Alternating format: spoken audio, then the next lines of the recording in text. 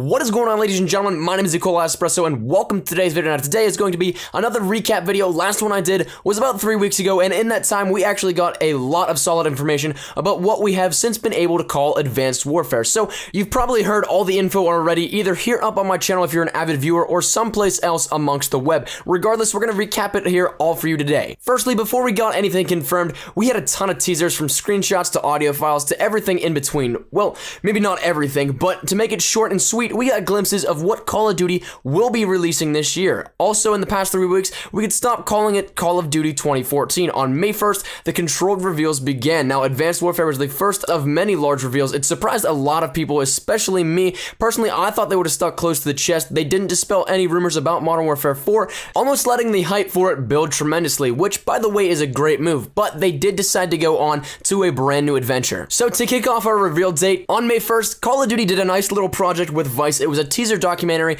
as to the plot of the game, and it was actually really interesting in the way that it was presented, as well as the information contained within. Little did they know that the actual trailer they were hyping up would leak later that night, and as of 1 a.m. Eastern, the Advanced Warfare trailer was leaked and went live, and Sledgehammer and Activision saw this and actually were really good sports about it. They released the trailer early instead of waiting until Sunday, May 4th. So we ended up getting the official trailer on YouTube and all the same day as some great reveals. Now, I'm going to be totally candid here for a second. I'm 100% impressed with Sledgehammer thus far and Call of Duty. In the history of Call of Duty, no one has kept things that close to the chest and had everything ready to go on their own timetable. It shows some great stability and commitment from the Sledgehammer studio. But moving on, we got a little taste of the plot, and I hate to do this, but right off the bat, we're going to have some discrepancy. The year is 2054 or 2052. There are conflicting sources, either a typo somewhere on Call of Duty's end or somewhere on Game Informer's end. But until we know more, you'll be seeing both sides listed. But Kevin Spacey is our main antagonist. He was teased throughout the day and even a little bit before so in some files that were discovered before any information was actually revealed. Now, our main character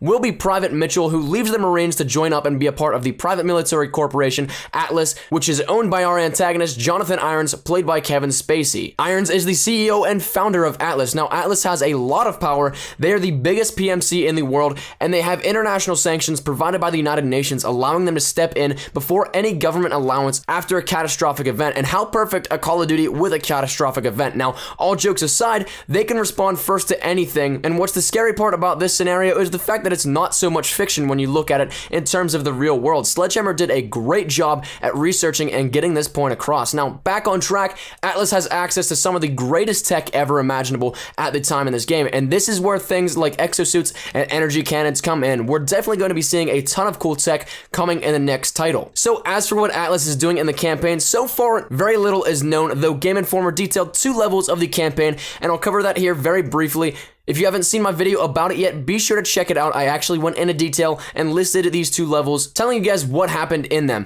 Basically, the world is crippled by a series of events Sledgehammer says is like a global 9/11. A terrorist network known as the KVA are behind the attacks, and seeming to me like there will be a twist of the wrist and bad guys here in this campaign, but who knows. Now, continuing on, San Francisco remained a safe haven for the time being, though the KVA got there and destroyed the Golden Gate Bridge, and our character Mitchell must stop their ensuing invasion. Now, flash forward and we go to a search and destroy or a search and assist mission in downtown Detroit. I'm not sure which one it will be, but Detroit was amongst the cities affected by the attacks, and we get to see some stealthy play as well as engage in some firefights. Now, along with the story, we also got a bunch of other miscellaneous information, so we're going to go over some of the important stuff that came out in the past couple weeks here. Let's start with the pre-order bonus. Sledgehammer did things right. They put a pre-order bonus for Ghost as well as Black Ops 2 in effect. It would cater to those who managed to stick with Ghost as well as those who couldn't and went back to Black Ops 2. But regardless, the camo goes live tomorrow, as well as the rest of the pre-order customization options. Be sure to check back here on my channel for a video showcasing those personalization packs. I made sure to pre-order it so I could give you guys a good look at it to decide if you want to pre-order and get it for yourself. Now, next up, we have the development information. Now, we were told that Advanced Warfare would be a next-gen first development, meaning the game will be able to utilize hardware for next-gen, making the possibilities drastically better than current-gen, but we'll get to that more in a second. 2nd, we found out Advanced Warfare was in development for just about 3 years now. Right after the launch of Modern Warfare 3 is when Advanced Warfare was started. Now, for those of you guys that don't know, Sledgehammer had a project they were going to present to Activision, but ended up not being able to because they were asked by Activision to step in and help on Modern Warfare 3 and help Infinity Ward avoid crashing and burning. And after they did that, they saw the hard work and effort that Sledgehammer put into Modern Warfare 3. Activision then asked them to be the third developer for the COD franchise. So that brings us here today. So along with Advanced Warfare being a next-gen first development process, we're promised a lot of innovation and core mechanic experiments. Now, we'll see where this takes us, and there's no way to really know until we've played the game, but along with the innovation comes the promises of a new engine as well as a new audio engine. Now, as for a little brief recap on the engine talk, Call of Duty has been the same Tech 3, aka Infinity Ward engine, since Call of Duty 3, I think it was. Now, it wasn't confirmed, but I heard rumor that Sledgehammer licensed out the Crytek engine, which was the engine used to build Crysis, notably known for its amazing performance and detail, especially in the PC gaming world. If that is the case, we could see a whole new world for Call of Duty, a new era perhaps, like they were branding. That engine would open up a lot of possibilities for environments, character models, mechanics, lighting, gun renders, all that kind of stuff. Like I mentioned before, it can take advantage of the next-gen capabilities and harness them for hopefully a great experience. As well as visually and mechanically, the audio engine could see an upgrade as well. I said this before too, but this would be amazing for the game. With a new engine and the next-gen hardware comes the ability to be able to have much better sound quality,